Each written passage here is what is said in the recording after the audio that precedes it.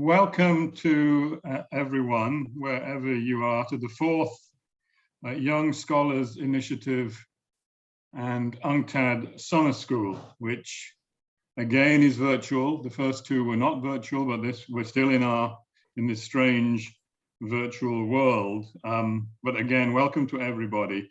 Let me just open up with some thanks for the preparation of the summer school. It's hard work to put this together, and a number of people are responsible for the heavy lifting. In particular, on the UNCTAD side, I need to thank Gul Unal, Maria Ahmed, and Ursula Costantini, who have worked very hard from here in Geneva. And from the INET YSI side, to Heske van Doren and to Claire Novak, who have been particularly diligent in making sure everything is in place and working. And also, because we're again having follow-up sessions to after each of the formal panel sessions, a number of the people from YSI have been very helpful in putting together the follow-up sessions, which I encourage everyone to participate in after the presentations that we've had. And in particular, Bruno, Paulina, and Sergio have been particularly helpful in ensuring that we have the follow-up sessions. Final piece of housekeeping: the sessions will be recorded for people. If you want to go back and take a look at the presentations, we will have them recorded and they will be made available through the UNCTAD and I'm sure the INET website. This year's theme for the summer school is swimming against the tide, and it's drawing on, and to some extent I hope celebrating, the 40th edition of our Trade and Development report, which has essentially spent 4 decades chronicling the challenges facing developing countries in an increasingly financialized and hyper-globalized world, criticizing the neoliberal policy advice that has dominated development circles and thinking over the last 4 years, and offering alternatives in terms of policy and the governance of the global economy, which we think would be more appropriate in advancing the needs and ambitions of developing country. The intention is not just to kind of look back in anger or even to have a nostalgia fest around the Trade and Development report. We hope it's more forward-looking than that. I mean, it's certainly true from our perspective that conventional thinking is not fit for purpose in terms of facing up to the big challenges that the international community currently faces, not just the development challenges, but challenges around, of course, the environment, now around health issues, and around the inequality challenges more generally. The incremental mindset in which getting prices right will solve all these problems in some miraculous way simply does not hold any longer. And you people, young people, young scholars, young practitioners who are going to have to face up to the consequences of these big challenges and to find the kind of alternatives that can provide for a more inclusive and sustainable future for yourselves and for your children. I mean, we hope that we can provide some experience from the 40 years that we've been doing this work that you can tap into when thinking about the alternatives, and to do so from the kind of unconventional and skeptical point of view that has very much informed the way in which the Trade and Development report has developed over the years. In terms of the sessions, we can't be exhaustive. We've picked particular topics. They don't cover all the work of the Trade and Development report. We have a very big mandate in UNCTAD. We can almost look at anything that we think is appropriate, but we've tried to pick on sessions where the work that we've done links very much into some of the big challenges that continue to tax policymakers in the 21st century. So that's the kind of aims that the school has set out for this year. 1981 also saw the launch of another famous franchise. It was the first Indiana Jones film that was launched in 1981. Most of you probably were not around when that was first launched, but it was a big deal at the time. And remarkably, Harrison Ford, I believe, is still going and will make the 5th Indiana Jones film either this year or next year. Unfortunately, we couldn't get Indiana Jones to reflect on his 40 years of making the film and the lessons he's learned, but we have kind of got our own Harrison Ford as a substitute to kick off the summer school. Yilmaz Akyüz, I'm sure many of you know Yilmaz's work. He joined UNCTAD in the late 1980s and was instrumental in shaping the TDR as it continues, at least as we try to continue it to this day. So we've asked Yilmaz to reflect on his experience of contributing to the report and the lessons that he has gained in working on the Trade and Development report. So I am going to hand over to Sharmini Peries, who is the head of communications at INET, and will conduct the interview with Yilmaz. Sharmini is a very well-known journalist and commentator on development issues and other economic issues, and was also previously a co-founder of the Real News Network, which was a major source of independent news for many of us as we gave up on mainstream news presentations. So Sharmini, let me hand over the screen to you. Thank you, Richard, and greetings from Toronto, Canada, where it's sunny and beautiful today.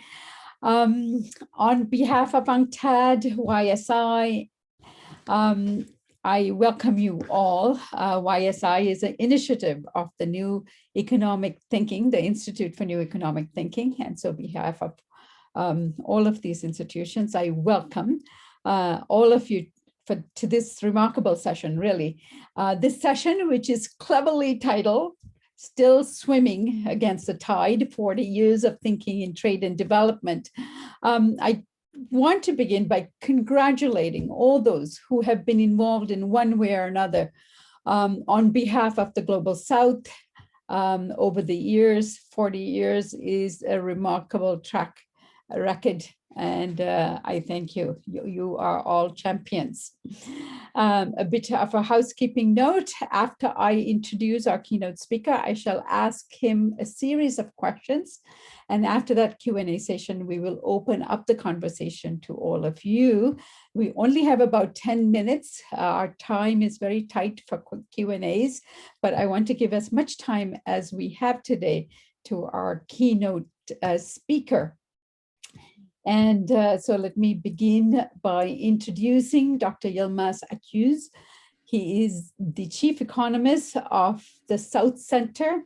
Previously, he was director of the Division on Globalization and Development Strategies at UNCTAD until he retired in 2003. This is the same position that Richard now holds. So he's really, although he had left UNCTAD and is at the South Center, he has remained a big advocate in terms of the content and the positioning and policy and analysis related to the TDR report over the years. He has taught at various European universities and authored a key book called Playing with Fire, Deepened Financial Integration and Changing Vulnerabilities of the Global South, which is an Oxford Press publication. Good to have you with us, Dr. Akyüz. Thank you. Good morning or good afternoon from hot and burning Turkish Mediterranean. Yeah, I arrived in UNCTAD, as you said, in the middle of the Latin American debt crisis. And at the time, the research for TDR was coordinated by a brilliant cabinet economist, Shahin Abrahamian, who was an Iranian Armenian. Those of you who know how Turkey and Armenians stand with each other will appreciate this collaboration, the significance of this collaboration between two economists from Turkey and Armenia. Shahin died unexpectedly in 1985, and then I started coordinating the TDR research. The 80s and 90s were difficult years for UNCTAD. First, the Latin American debt crisis weakened G77, that is the group of European countries established in UNCTAD in '69. And in fact, the crisis was blamed on the policies, on the kind of policies CEPAL and UNCTAD were advocating, even though many other countries following the Washington Consensus line, before and after, had several financial crises. Then we had the collapse of the Soviet Union. This was very important because it meant the loss of a balancing power in the global economy, in the UN system. And as important, a loss of Yugoslavia, an important member of G77. Then came the Washington Consensus and globalization. In a way, the collapse of Soviet Union was seen as end of history and the actors in becoming the only global system. No one was challenged. And this is, I think, the concept of globalization became a description of this situation. And then a Uruguay round came, finished, concluded, and the WTO was established in 1994. As you know, during the meetings in 1944, where Britain was institutionally established, there was an attempt to establish a World Trade Organization, but it failed as sort of an ad hoc arrangement was put in place as GATT. And then with the establishment of World Trade Organization, questions were raised about the relevance of UNCTAD, because UNCTAD was seen as filling this gap. Now WTO actually being in existence, there was more gap according to some people. So there was a challenge from that too. Then the rise of pro-market and liberal governments in Latin America. Since UNCTAD was a mainly Latin American organization, its founding father was Peries of Argentina, that was a major blow to UNCTAD, distancing of several Latin American countries from UNCTAD and going towards Washington, starting in 1992. And then all of these were reflected in fragmentation of UNCTAD. Regular resources were shrinking.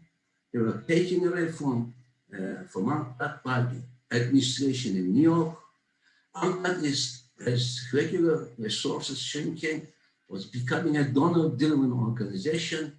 Many projects actually put in place by donors, and these projects and programs started towing the Washington line. And in fact, what's surprising is that GDS survived, okay? And I think this needs to be explained. My own explanation that much of the rest of UNCTAD was relaying what was being done and said in Washington. And if everybody was doing that, there would be no need for UNCTAD, a replica.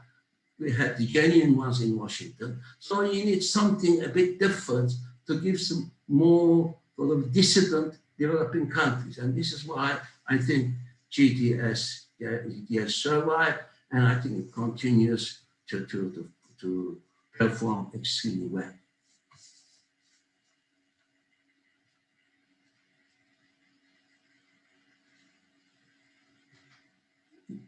Yeah. Sorry, couldn't find my mute button for a moment.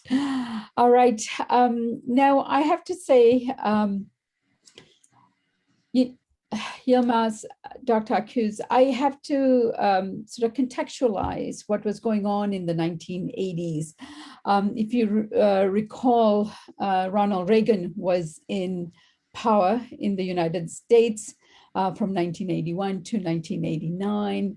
Margaret Thatcher was prime minister in the UK from 1979 to 1990. Both of these world leaders took upon themselves to break the backs of unions.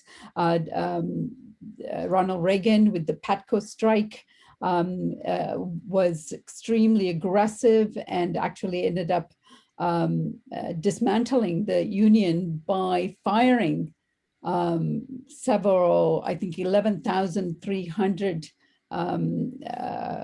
PATCO workers. In the UK, Margaret Thatcher was in power. She was in a big battle with the coal miners and very aggressive activity took place during the coal miners' strike. And these were all indications of the unrest in the decade of the 80s. And of course, you at UNCTAD was also dealing with the Latin American debt crisis. So these were all culminating this kind of unrest around the globe with Thatcherism and Reaganism. By this time, it had taken a real strong foothold in terms of how the empires behaved towards the global south.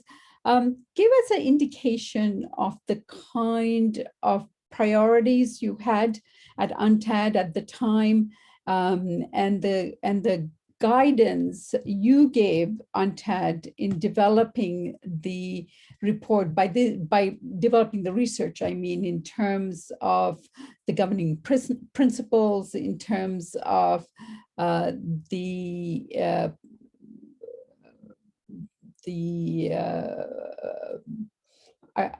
suppose the strategies, tactics, and the means to develop the principles that was applied to the report. So give us a rundown of what you had to undergo swimming against the tide to make this report a feasible advocacy tool for the Global South.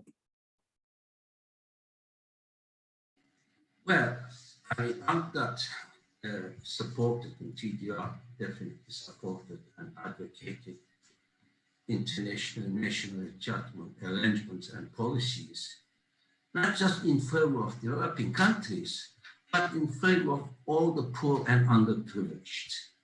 We care as much for those people in the South as in the North as in the South. However, this advocacy had to be supported by sound research to argue that such arrangements and policies are good for development, good for the poor and underprivileged. Otherwise, your advocacy can easily be discarded as rhetoric by the mainstream. In fact, if you're swimming with the tide, level the tide, you can get away with mediocrity. But to swim against that tide, you have to be on strong grounds. And even with sound research, you have to try very hard to be counted. And unlike the mainstream, who ignore the critiques and the heterodox economics, the TDR team had to have a very good grasp of understanding of orthodox economics. And our research was designed to better understand development issues, not to defend predetermined positions or simply attack the mainstream. We accepted no monopoly on wisdom in development thinking, and we strive to bring new visions. Now, in our research, there were some principles governing. In fact, we are very much inspired by the Swedish economist Gutland Milton, who was the head of the Economic Commission of Europe, who was a Nobel Prize winner. He said in an article certain principles that to be followed in research in international organization. And I think we try to really be guided by those principles. The first principle was independence. The Secretariat ought to be independent of the government. And I think that's an important part that distinguished TDR team from the Secretariat of the Bretton Woods institutions, and in fact, some of the Secretariat of the United Nations organizations. So you take on initiative in terms of what to research, but you also respond to government's requests and government's needs. That's the first thing. The second one, of course, it followed is the resistance to government interference. Now, we had interference both from the north and from the south. I'll give you a couple of examples here. G7, in particular, the United States and the European Union, wanted to keep UNCTAD out of certain key issues, like finance, debt, exchange rates, etc. Here, we actually draw on the concept of interdependence, which was already in the definition of UNCTAD in '64. Now, there was this interdependence among countries. And in a world, interdependent worlds, the countries' economic performance affect each other. So that concept actually gave us the right to look at the policies of advanced economies with a view to their effect on developing countries. So we had the right to talk about the impact of US monetary policy on debt problems or capital flows, etc. Second one is the interdependence among different areas of economic activity, trade, finance, investment. So it was legitimate to look at debt, finance, investment because of their impact on development. So by using this concept of interdependence, we looked at the policies in the north as well as areas other than debt and development, such as finance, trade and development, such as finance, macroeconomics, investment, etc. Secondly, as I said, we have some problems with the South. I recall in 1990s, when liberal governments took over in Argentina, in TDR 1995, we said that under the current policy regime, the question regarding crisis in Argentina was not when, was not if, but when. And the Argentinian government actually called us, not me, my boss, and asked to withdraw the report, okay, because they were having difficulties in financial markets, and we refused. Secondly, we had a similar encounter with Mexico. When after Mexico joined NAFTA, Mexican manufacturing export boomed. And in fact, the share of Mexican manufacturing export in the world trade increased rapidly. But when we look at the Mexican manufacturing value added in world manufacturing value added, it declined. The reason was simple. The high value added traditional industries were dismantled, and instead assembly, high export oriented industries brought in their place. Since much of the value added was actually created abroad and imported and re-exported, this was the situation. Again, Mexico protested strongly against that report. Again, we refused, we substantiated fine. So it's not just the North, but it's the South. We had from time to time differences of view because we thought that what we were advocating was good for development, for the poor and underprivileged, not necessarily good for the government in power. Of course, to be able to do it, you need strong Secretary General to resist pressures. Now, we had quite strong Secretary Generals in UNCTAD throughout the 70s and 80s. The situation started changing in the 1990s. And in fact, as UNCTAD became gradually donor-driven, and let me explain what I mean by that. When I joined UNCTAD, 25% regular resources were from project money sponsored by mostly developed economies. And when I left UNCTAD, it was close to 50–60%. So when it becomes donor-driven, then the governments actually start threatening you financially with throwing it.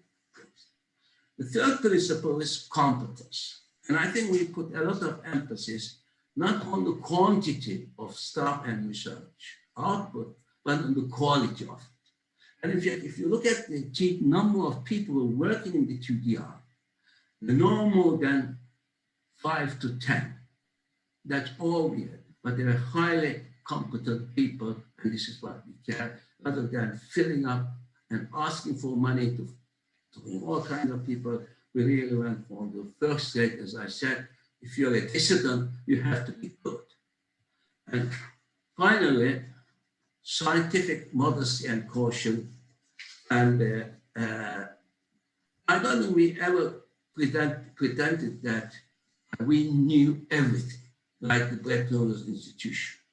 We had the modesty, or we tried to be modest, we tried to answer, and we have to be cautious in what we propose. And I think these four principles were basically what drove our research in the time that I was there, and I'm sure we're still thriving on that research today. All right, Dr. Yilmaz Akyüz, I noted that you mentioned that the issue of debt and finance is not something that the TDR report was to take up. You noted that in your comments. Yet that was one of the strengths of the TDR report. So could you break down for us and elaborate on this development, and then, of course, how you dealt with other issues that emerged as a result? Well, I think we were quite well ahead of the curve in analyzing financial fragility and instability and anticipating crises. While IMF constantly failed in early warning and crisis prevention, which was their job, and not only did they fail to see any emerging market crisis coming in the 1990s, but they missed the biggest post-war crisis, the 2008 global financial crisis. If you read the Article 4 consultation report with the United States and Iceland, two countries which suffered a lot, they were praising their banking system, okay, as late as late 2007. So mainstream, every time the crisis happened, mainstream kept changing their explanation. They blamed the Latin American debt crisis of 1980s on fiscal deficits. When Mexico went into crisis in 94, Mexico was in surplus fiscally. This time, they blame on borrowing for consumption, because although it wasn't public sector borrowing, the borrowing from abroad was going into consumption. Then when the Asian crisis happened in 97, they were shocked because Asians had an investment boom during capital inflows. So the money was actually going to investment. So there wasn't much explanation. So they went on to the cliche, blaming on corrupt and inefficient government intervention. Why is it that mainstream failed in anticipating instability, analyzing it, and so on? First, they have faith in markets. Money and secondly, money and finance was never integrated into mainstream neoclassic economics, neither in macro nor in growth and development. By contrast, many of our staff in TDR team were familiar with the tradition of Keynes and Minsky and the history of financial crisis, both in the North and the South. This actually enabled us to make a number of policy proposals in debt and finance throughout the 1990s and 80s and 90s. And these proposals were actually first ignored by the mainstream until events forced them to adopt similar positions. Even then, they never credited TDR. In a way, TDR was a public good. It wasn't signed by the authors.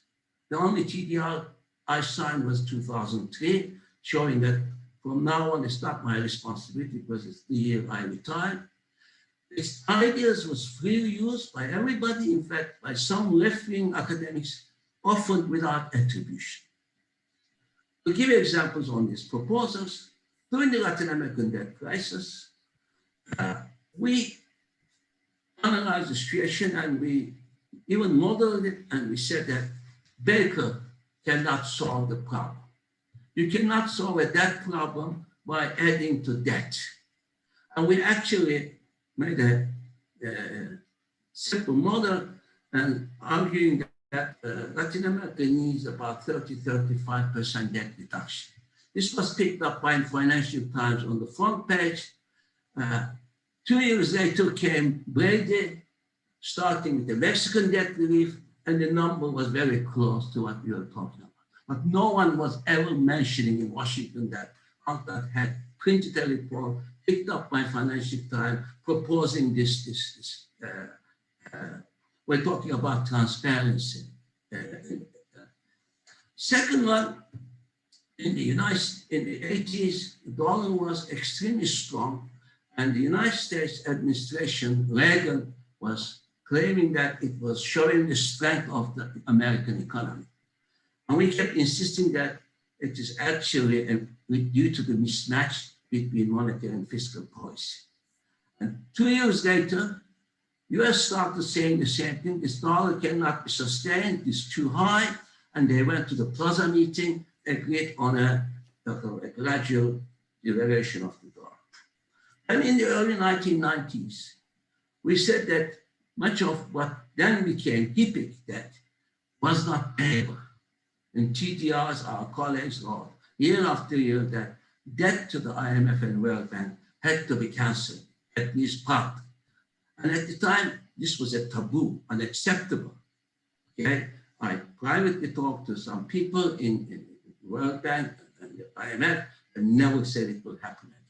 But 2 years later, HIPIC came and a debt of 4 countries relieved.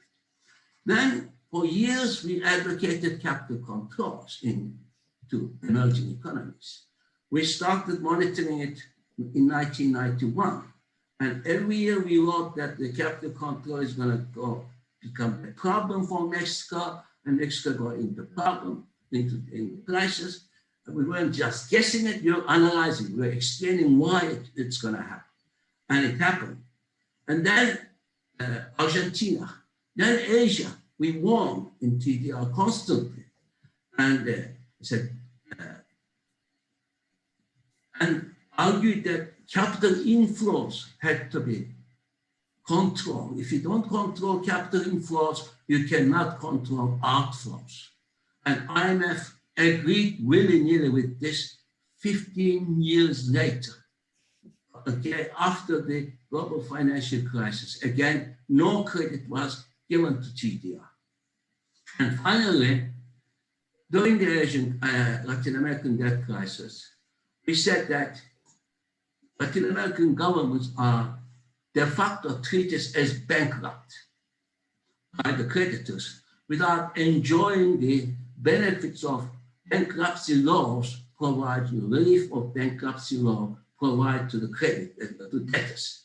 And we said that American bankruptcy law chapter 11 type of arrangement could be made for an orderly debt work out, including financing, standstills, etc.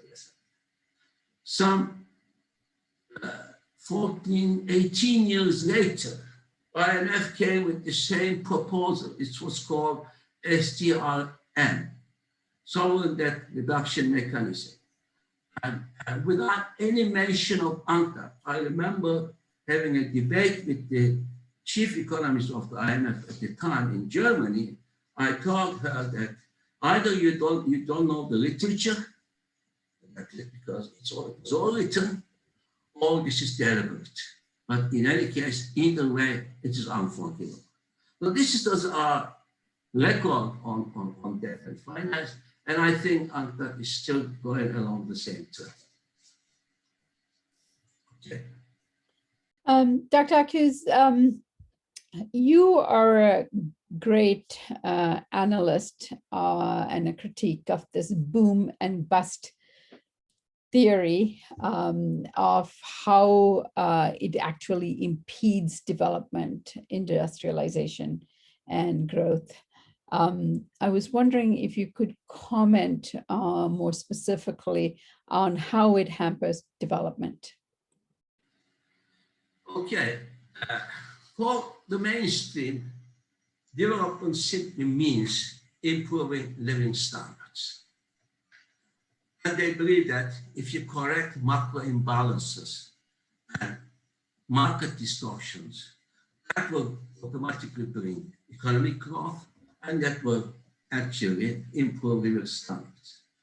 But they failed to do this after 2 decades of reform.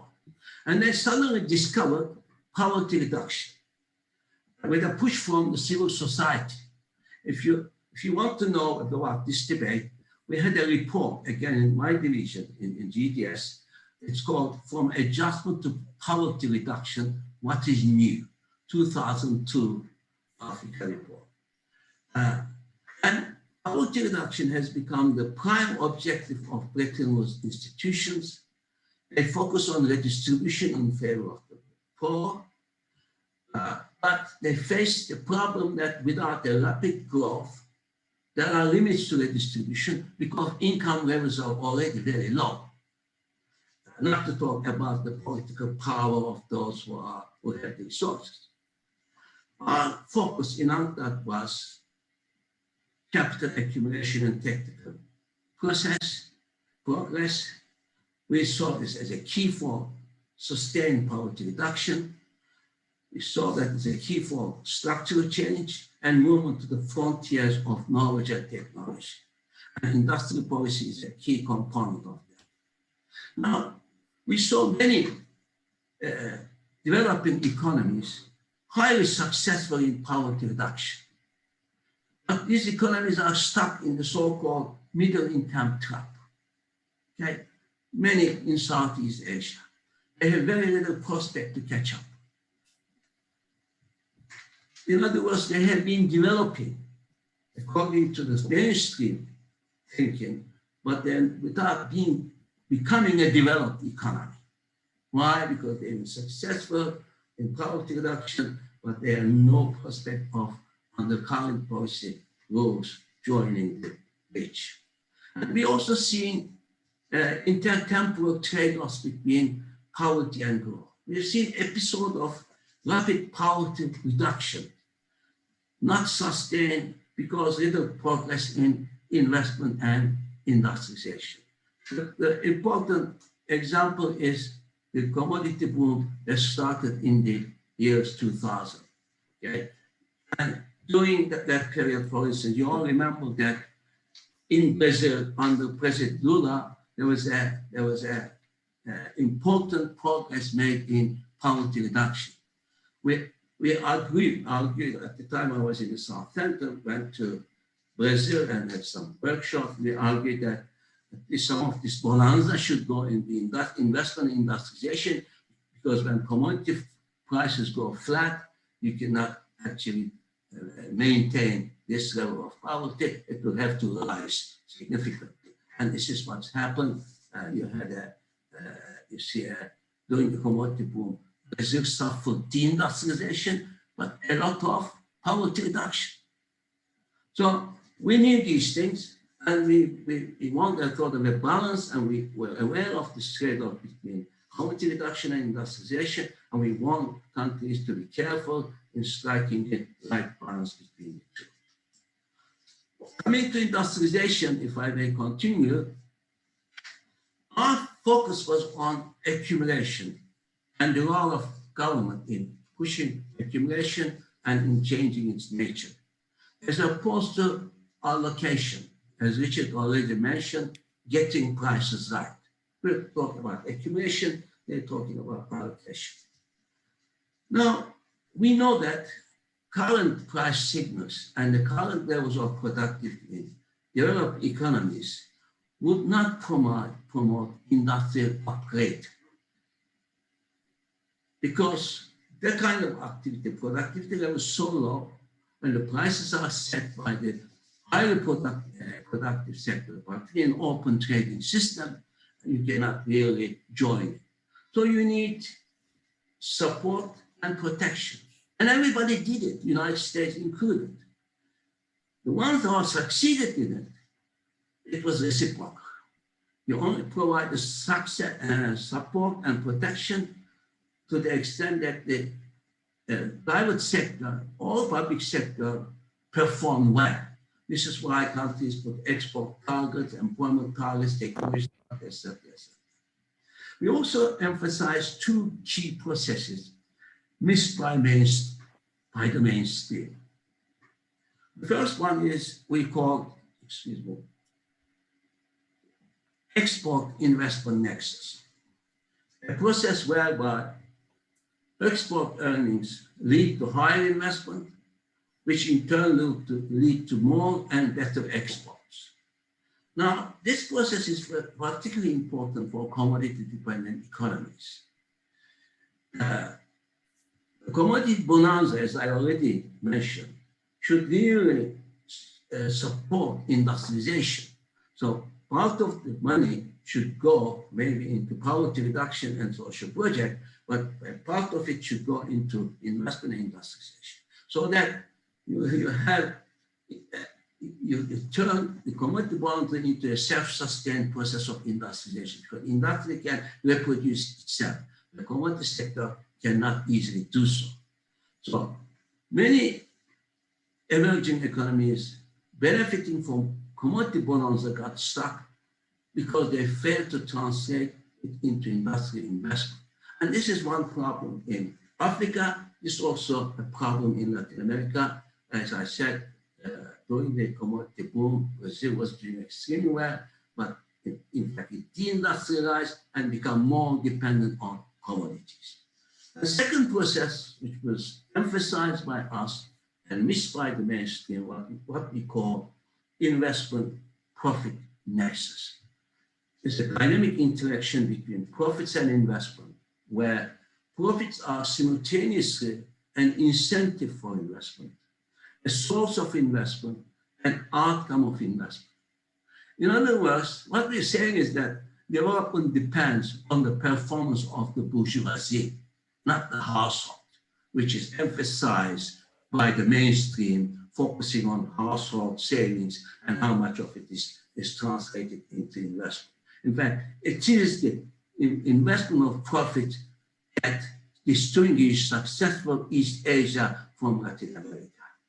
In fact, we had some measures in, I think, 1999 TDR or later on, where we measured the extent to which profits were invested in, say, Korea and Brazil. In Korea, we saw the ratio of 77%. In Brazil, it was 27%. So we're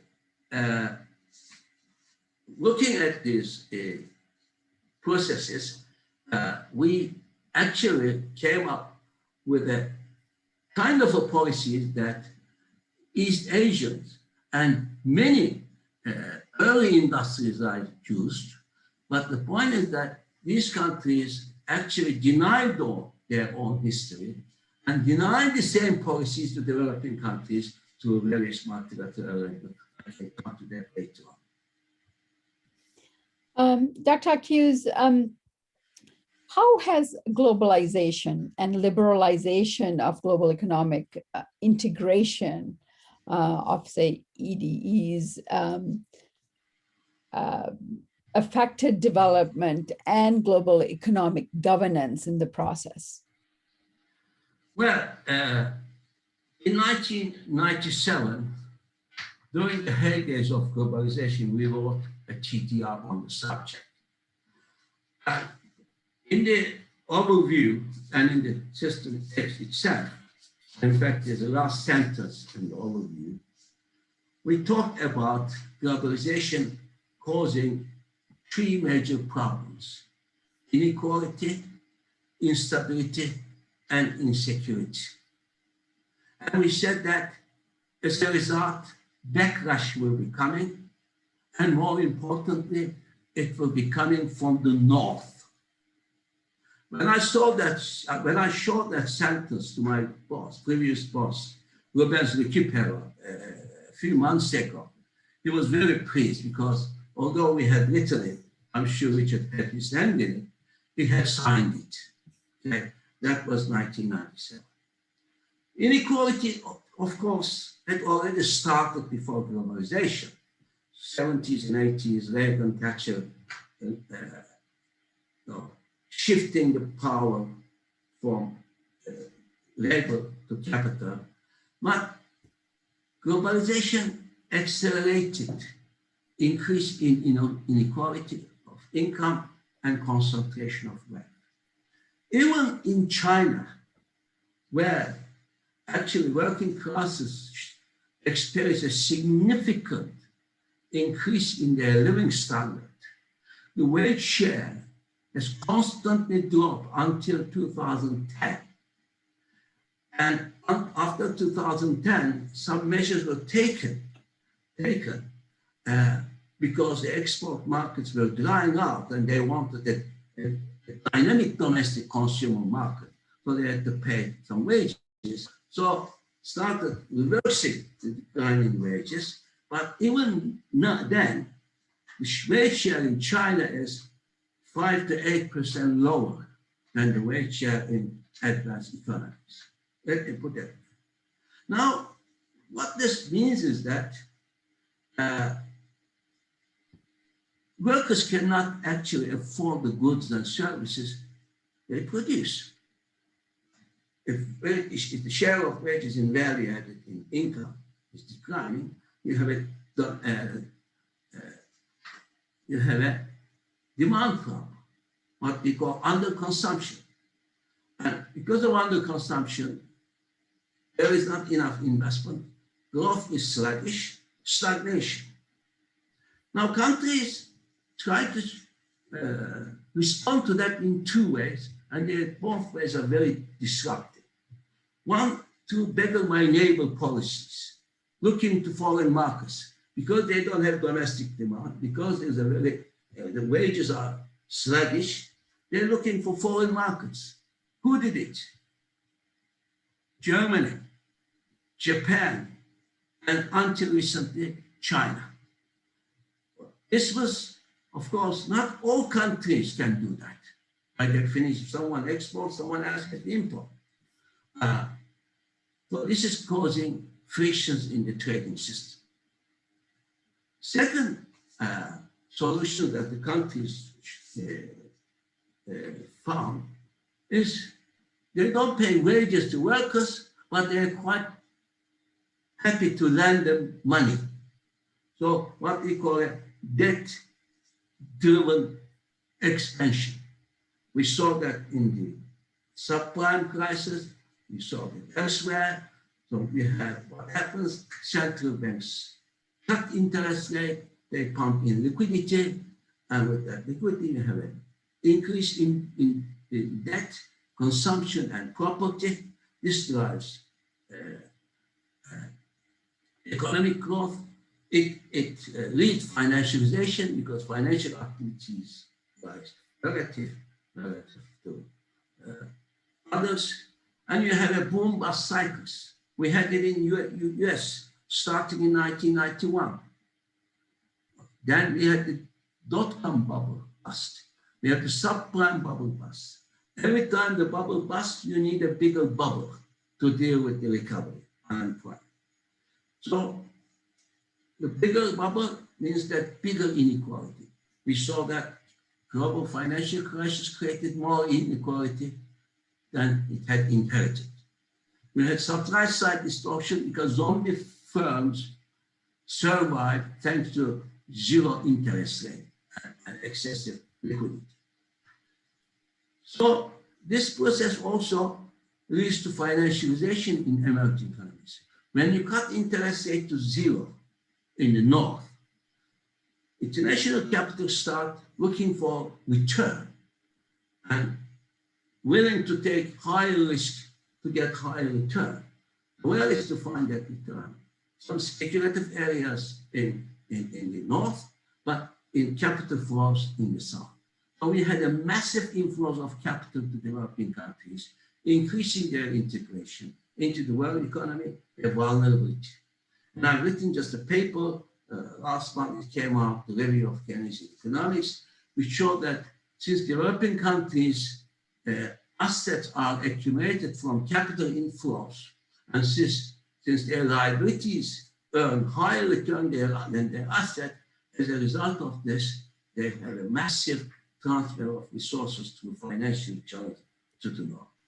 Now, mainstream recognizes this problem of inequality in the macroeconomic depression or stagnation, but they call it excessive saving rather than concentration of income and wealth.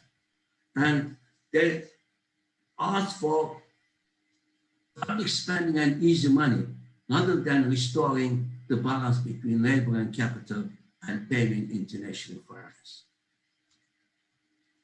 Now, coming to the liberalization and global economic integration of developing countries, I don't think we ever defended autarky in UNCTAD. We always argued that successful policies are associated not with autarky or full integration, but strategic and selective integration suitable to the stage of development reached.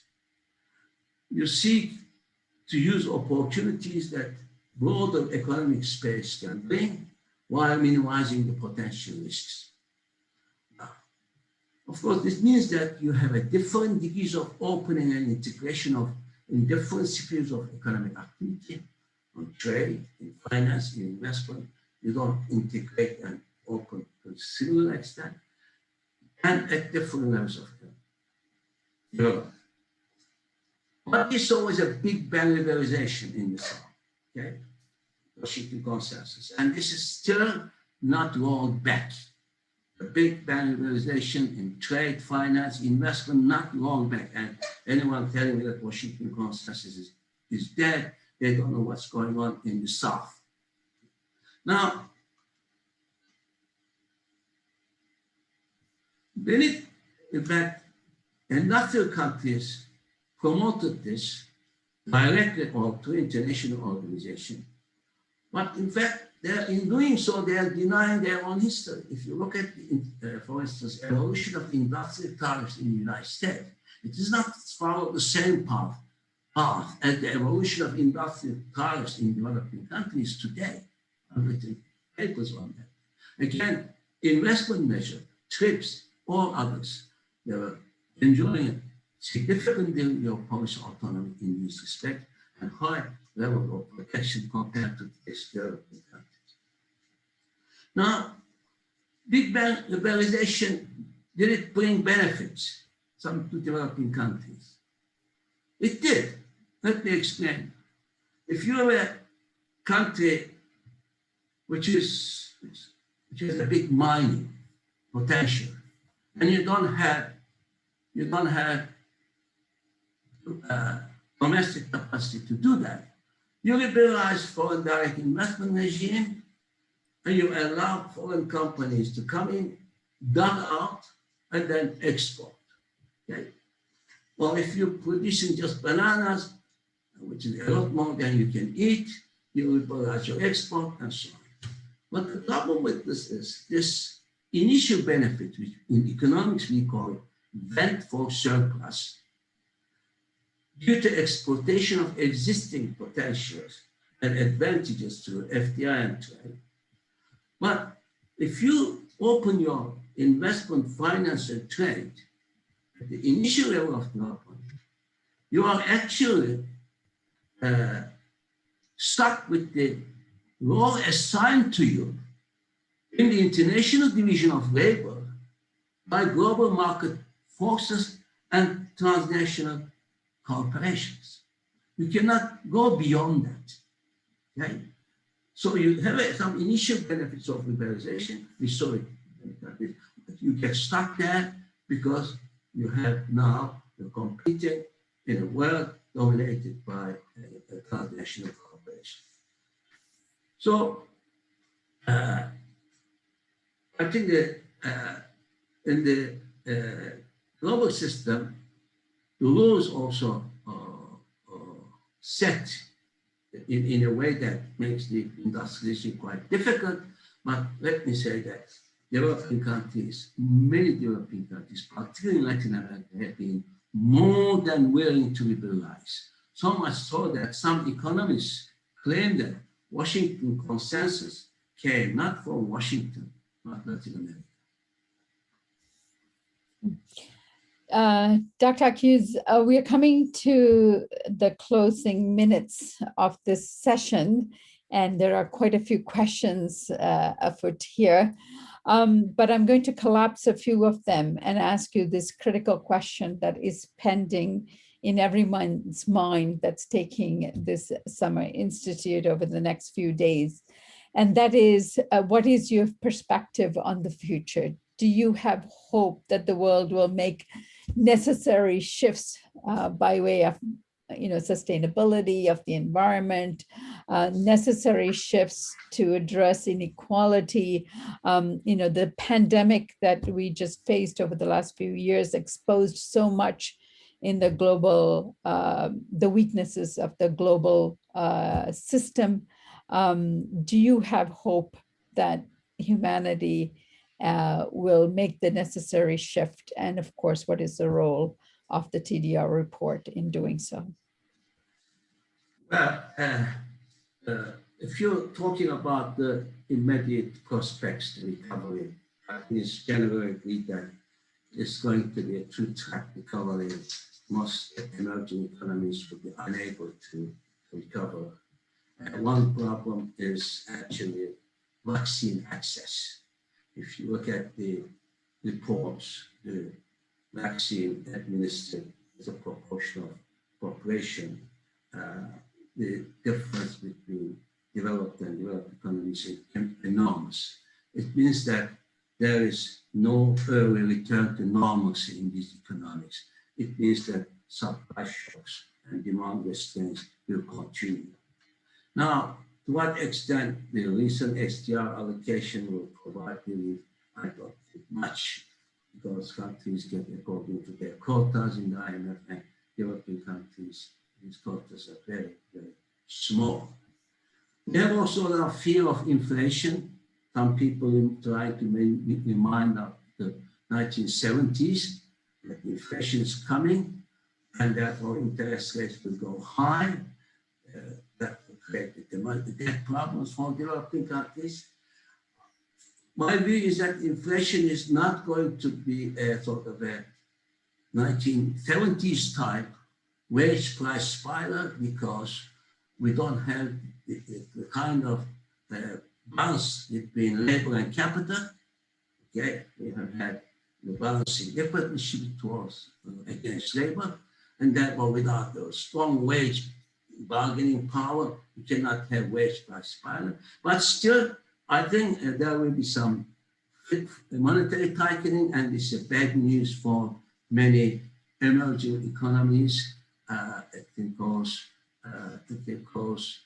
not reversal, but at least a stop in capital inflows at a time when they are in trouble.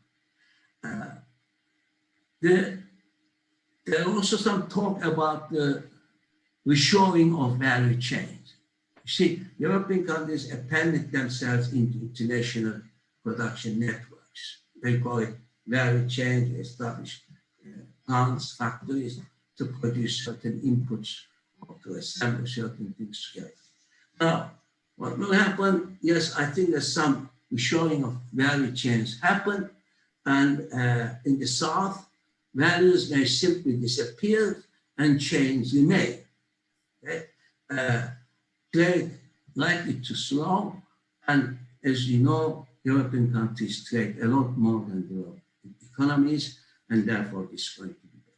So put it together, We don't know where this pandemic is going to take the world economy. I don't think anyone do, because we don't even know that we have overcome the virus yet. But I don't see the shock being the kind of size that one would imagine to have a fundamental change in the world economy. You remember that after the Second War, we had an effort to bring an international order, establish the Bretton Woods institutions to bring order with trade and financial system. We even tried the World Trade Organization, and that gave us, with the fallout from the war, the golden age, but we got stuck later on. Now, that was very much incomplete. 1944, Bretton Woods conference was very incomplete. And that came after 50 million people died in Europe. And the casualties from the pandemic hardly matches that amount. So it is not as great human tragedy as we had in this first war that will bring some incentive to make some fundamental change. But I believe at the national levels, at least in industrial countries, there is some changes towards a better welfare system in the sense of health. But here, I don't see any international effort to bring this together in the South and the North.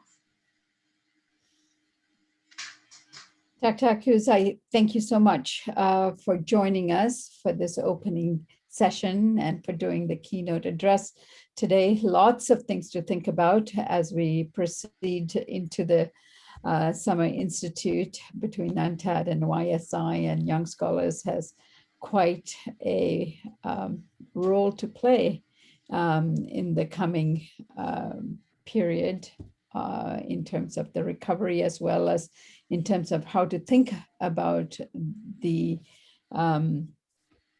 role of UNCTAD, as well as their own role as young professionals dealing with economics globally. And you've made an incredible contribution to that thought process. So I thank you so much for joining us today. And then the next session, the guests are lining up. So I'll draw this to a closure, but there's a lot of questions still pending. And I hope that in the process of this institute, some of these questions get answered for all of you. I thank you all for joining us today.